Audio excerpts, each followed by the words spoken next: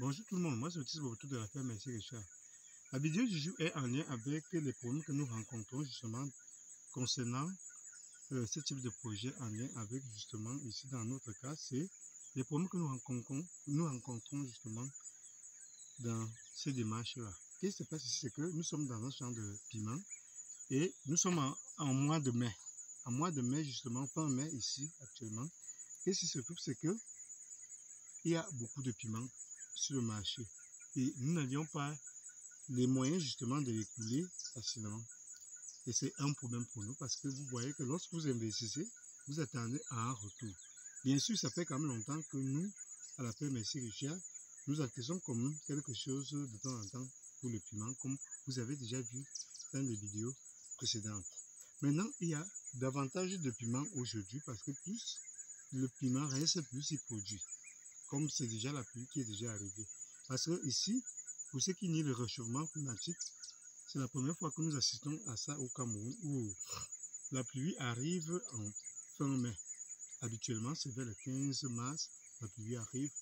Trop tard, c'est vers le 30 mars, la pluie arrive. Mais ici, cette fois-ci, c'est fin mai que la pluie est arrivée, comme on peut le dire. Et pour ceux qui vivent ici, vous pouvez vous renseigner.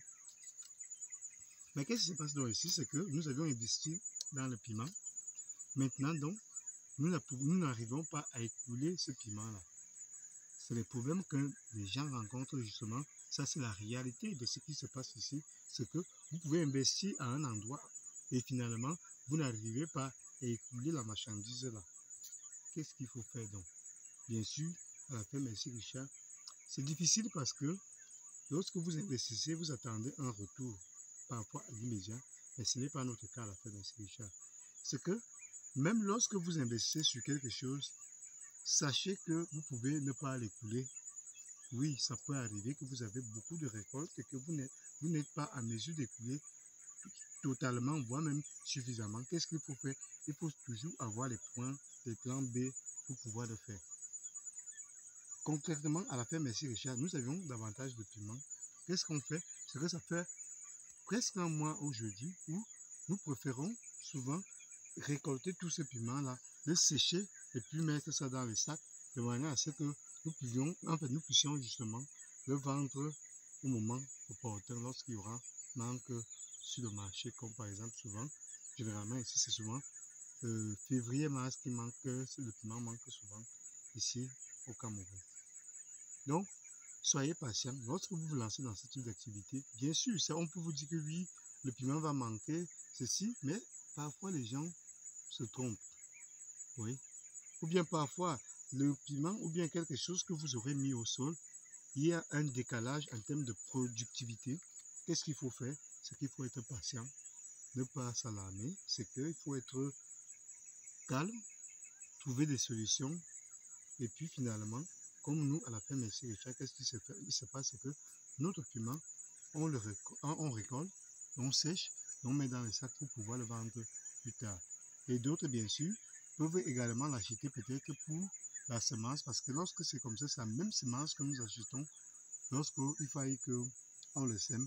Mais nous, on peut maintenant choisir les variétés que nous voulons semer ici. Comme par exemple, vous voyez, c'est ça qui est le mieux sur le marché. Les longs comme ça là, je ne vais pas enlever parce que nous ne sommes pas en train d'enlever ça aujourd'hui. Ces longs là qui sont les meilleurs pour marcher parce que ça pourrisse moins vite que les autres.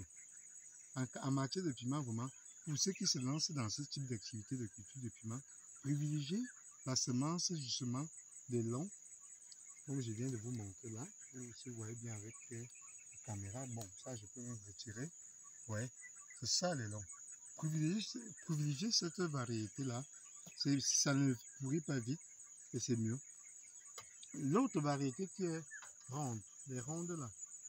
Bon, là, c'est juste là-bas devant, je n'ai pas envie de me lever bien sûr.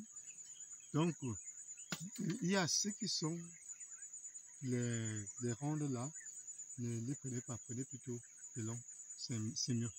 Donc, comme on vous dit tantôt, c'est que ne pensez pas comme beaucoup le pensent souvent que je vais me lancer à un endroit et finalement ça va réussir d'un coup. Sinon, vous allez être choqué parce que c'est ça, les gens qui vendent parfois le rêve.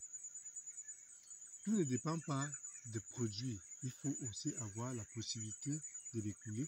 Et lorsque vous n'y parvenez pas, ne soyez pas vraiment, que ça ne vous pose pas un gros problème. C'est pour ça qu'il faut mettre plusieurs choses au même moment.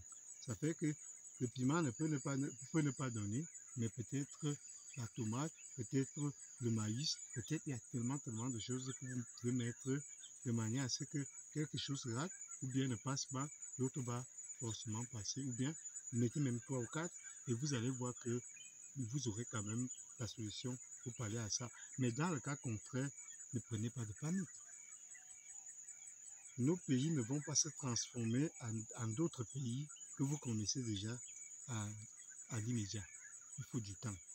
Nous ne pouvons pas encore avoir les contrats comme nous pouvons constater, comme nous pouvons l'observer bien sûr en Occident, en Amérique ou ailleurs dans le monde, où vous savez que vous prenez directement pour partir livrer au supermarché.